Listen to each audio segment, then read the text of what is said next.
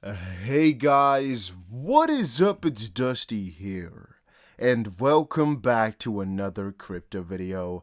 And I've already told you guys earlier today that today is an extremely important day for the crypto realm, as we've already covered a ton of things happened. But one thing I also noticed today is the tremendous amount of support that you guys provide for the channel. So I just want to quickly say thank you all so much for stopping by all these videos and all the kind words that you guys give.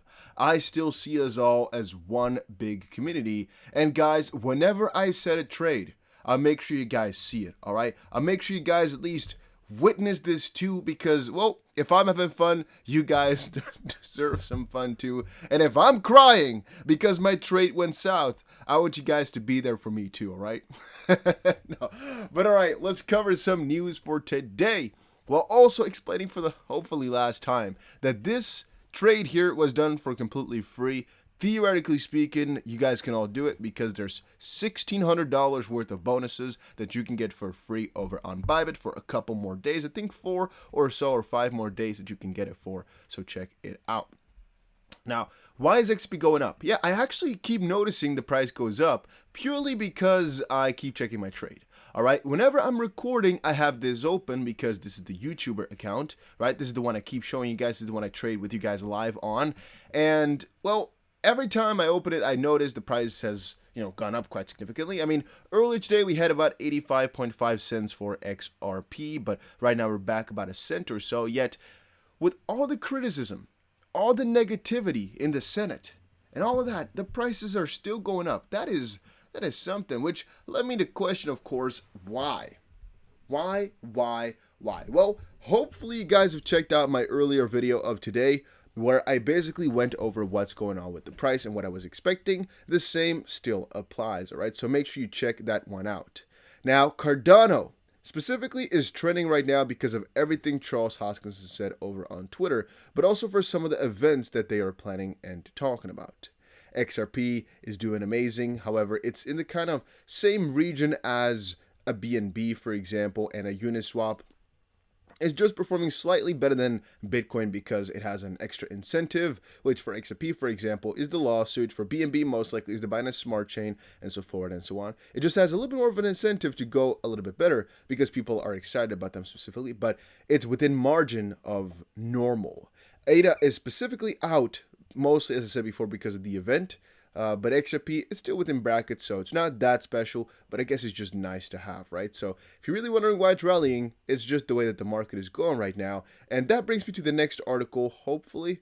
Quickly see where I put it. Here we go. Pundit reveals how Jpmorgan continuously strives to manipulate the Bitcoin market. As the Bitcoin market gains momentum this month, analysts are certain that FUD will be stirred by key players who intend to manipulate the market to their advantage, and Jpmorgan's happen to be a leading culprit according to market observers. Bitcoin has outperformed gold in the markets, as statistics have shown. Over the past 10 years, the financial return on gold is still down 3%, while Bitcoin is up over 400,000%, according to market data. According to a Business Insider report, large parts of the crypto community, especially young investors who see it as a more worthwhile investment, have adopted Bitcoin as the new gold in comparison to gold. This forms the backbone of the reason why crypto analysts like Lark Davis are pointing out that Jpmorgan could have misled its clients by claiming that institutional investors were ditching Bitcoin for gold. The analyst cited a CNBC report in May where the investment and financial service bank noted to its clients the trend its analysts observed in the market that indicated large institutional investors were reversing a 6-month trend of investing in Bitcoin and moving back into gold after the market corrected and lost about 50% of its value. Now, you might say that that is manipulation. It could definitely be so, where they're trying to push the price down further. However, Lark now asserts that a few weeks ago, Jpmorgan was very bearish on Bitcoin. Today, they announced that they are launching a Bitcoin fund for wealthy clients, adding, "If you had listened to Manipulator King Jpmorgan when this article was published, you would have sold your Bitcoin at $30,000, thus missing the 45% price rise, and you would have been down 10% on your gold."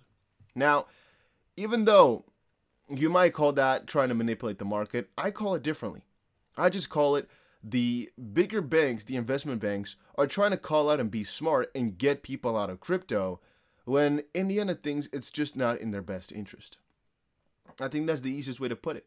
They don't want you to become rich. They don't want you in crypto yet. It's really the best option. And as much as I hate to admit it to you guys, there's no other better thing than Bitcoin, or crypto, I should say, right?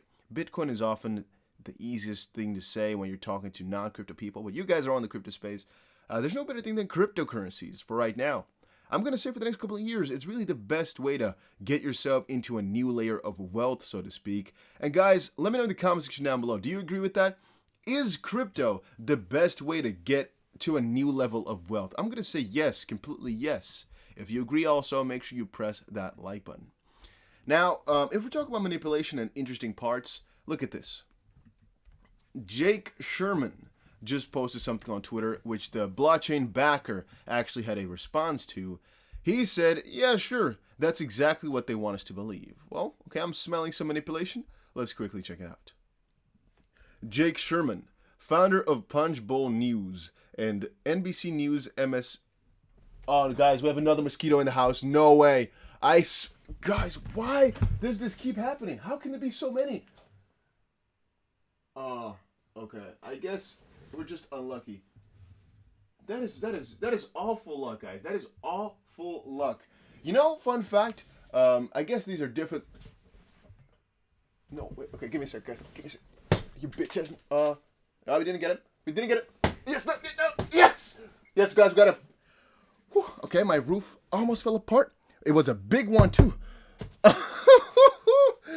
I'm almost still. Okay. Ooh, there we go. I smashed my roof a couple of times, but we got it. I'm a pretty tall man, I guess. Whew, okay. Attention, crypto world. Senator Shelby just told us he's actually for the amendment he blocked yesterday, but blocked it simply because he didn't want them to get an amendment unless he got his defense amendment. So, even though we know this partially, the BC backer had to say, yeah, sure, this is exactly what I want us to believe. One thing that's going around in the community right now is that they are basically behind closed doors deciding a little bit about what they want to do with crypto. And basically this 87-year-old man, the senator from Alabama, took the blame for it. And he's basically saying, yeah, I mean, I didn't want to pass crypto, but I mean, they didn't give me my bill. Some are saying, well, he just put that ridiculous question or proposal out there so he can have a good argument. Yet he basically knew by asking for this that it wouldn't be gifted, so he could deny it. And now he's saying, no, I wanted to pass, but I mean, come on. From whatever way you want to put this is just spite, right? This is just freaking awful rulemaking. I don't know how else to put it. This man is almost 90 years old. He's going to retire pretty soon. He's done for. And all of a sudden, once more, a ridiculous request doesn't get granted, and so he lets the entire country suffer. I mean, what's the gain in it for him? How? I just don't get that, guys. I just don't get it. I've been thinking about this for so long, trust me, but I don't get it. And I don't want to spend too much of your time on the senator stuff. It's important, but then again, it's all a freaking shit. I don't want to say it. You know what kind of show I'm talking about. Then crypto whale moves about $1 billion in Ethereum, while Ethereum open interest soars to $8 billion.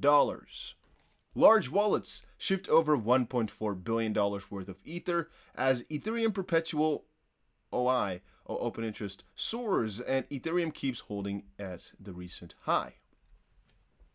Okay, Ethereum swaps open interest hits $8 billion. Whales are moving $1.4 billion in ETH as ETH trades at about 3,150. One thing I already find interesting is just how ridiculously high the Ether price already is. I mean, think about it from just a couple of weeks ago, right? Ethereum price is it is so freaking juicy from a certain perspective. Then again, that's not what we're talking about right here. We're talking about the fact that Ethereum has crazy open interest, or at least Ethereum swaps open interest hits $8 billion. I would like to tell you guys that I care and that it's really impressive and important and all that stuff, but in reality, I don't find so. I find it really cool to look at the price and the fact that whales are moving. Yeah, okay. But the actual open interest and whatnot, I literally do not care about. I couldn't care less about it, I should say. I cannot care for a single second about it. The whale transfer is always cool, I guess. You can't really deny that. So, in the past 24 hours, holders of massive amounts of Ether have made 12 large transactions, each over 30,000 ETH on average, and totaled from 70 million to over 100. They amounted to 450,000 ETH, or $1.4 billion. Over the weekend, the second biggest crypto by market cap, Ethereum, rallied and recaptured its prices, but it doesn't actually state exactly who sent it to who. Let's quickly see where this is leading us. Oh, whale alert. Okay, but they didn't actually tag the tweets themselves, so we are not going to find it. Okay. All right. Moving on, though, let's quickly see. John Dean said, for that 7 million, Yellen is now moving to effectively ban a competitor. What are we talking about? Well, let's quickly dive in. So, the U.S. Treasury Secretary Yellen has been accused of corruption due to receiving $7.2 million in speaking fees from Just Citibank and the Citadel hedge fund. So Citadel, for example, is also one of the funders of the specific senator, Senator Shelby right here, who did not want to, go through with this bill, basically. So this is getting interesting. Now, you don't need to read the article. You can already kind of get what it means, right? And quote, for that 7 million, Yellen is now moving to effectively ban a competitor of the city paymasters, the DeFi space, with a section sneaked into the infrastructure bill at the last minute that holds smart contract coders responsible as brokers. $7 million to speak to banks? Or what, right? Because $7 million, you're getting $7 million to speak? I mean, if that's lobbying, sign me up, right? I will literally quit whatever I'm doing right now to become what she is doing if somebody's giving me $7 million just to speak. All right, I speak every single day to you guys. Where are my $7 million for doing that? I'm waiting, all right? I'm waiting really patiently, but I don't think it's about to happen. Do you understand how much money that is? $7 million just for speaking fees? And what time frame? 1 year? What? And this is pretty funny. So, Citi invested in her with an expectation of a return. I guess she's an unregistered security. And I love that little quote. That was pretty funny. So, thank you, Baza, for tagging me in that. Big shout out to you. All right. Ethereum 2.0 deposit contract reaches $20 billion worth of ETH. Not that relevant, I guess, but maybe interesting to know, right? More than 6.5 million Ether coins have been staked under the deposit contract. Yeah, pretty cool. Just to see the sheer numbers. And then Bitcoin Golden Cross due in days as bears draw a line at 47,000 Bitcoin price. So a Golden Cross is when the EMAs cross once more, and a Golden Cross is when the short-term prices perform better than long-term prices, aka the 50 EMA crosses over the 200 EMA, which right now is, again, the opposite way.